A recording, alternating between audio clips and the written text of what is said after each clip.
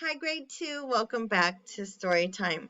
We're reading the book Sylvester and the Magic Pebble. Yesterday we met Sylvester. He's a donkey, and he found a pebble on the ground and ended up realizing that it was magic.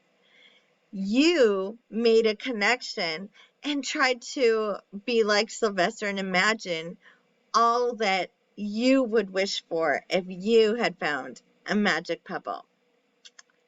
And I haven't heard yet, but I'm sure this morning I will hear some of the things that you wished for and look at your pictures. Let's find out what Sylvester ended up wishing for.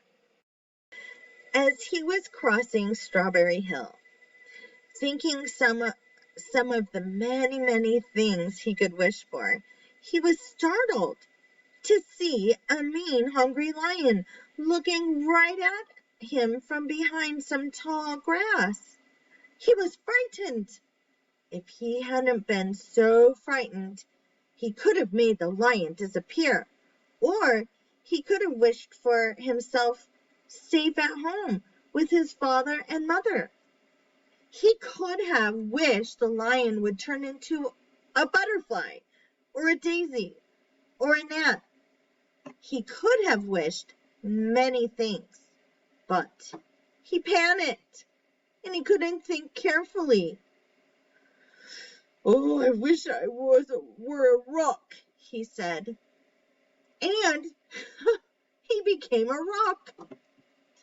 The lion came bounding over, sniffed the rock 100 times, walked around it, and went away confused, perplexed, puzzled, and bewildered. "I saw that little donkey as clear as day. Maybe I'm going crazy," he muttered. Oh, and there was Sylvester, a rock on Strawberry Hill, with the magic pebble lying right beside him on the ground, and he was unable to pick it up.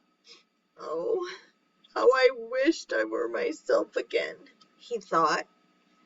But nothing happened. He had to be touching the pebble to make the magic work, but there was nothing he could do about it. His thoughts began to race like mad. He was scared and worried, being helpless. He felt hopeless. He imagined all the possibilities, and eventually he realized that his only chance of becoming himself again was for someone to find the red pebble and to wish that the rock next to it would be a donkey. Someone would surely find the red pebble. It was so bright and shiny. But what on earth would make them wish that a rock were a donkey?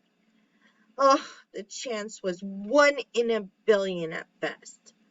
Sylvester fell asleep. What else could he do? Night came with many stars. Meanwhile, back at home, Mr. and Mrs. Duncan paced the floor, frantic with worry. Sylvester had never come home later than dinner time. Where could he be? They stayed up all night wondering what had happened, expecting that Sylvester would surely turn up by morning. But he didn't, of course. Mrs. Duncan cried a lot, and Mr. Duncan did his best to soothe her. Here, here. Both longed to have their dear son with them. "I will never scold Sylvester again as long as I live," said Mrs. Duncan, "no matter what he does." At dawn, they went about inquiring of all the neighbors. They talked to all the children, the puppies, the kittens, the colts, the piglets. No one had seen Sylvester since the day before yesterday. They went to the police.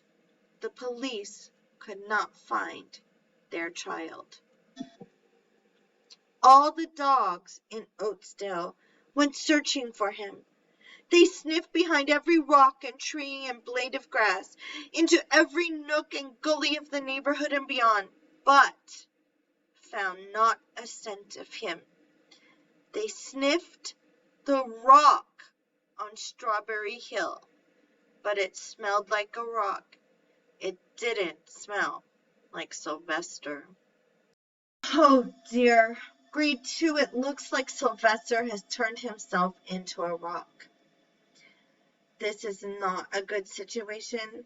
No one can find him. They don't realize he's a boulder.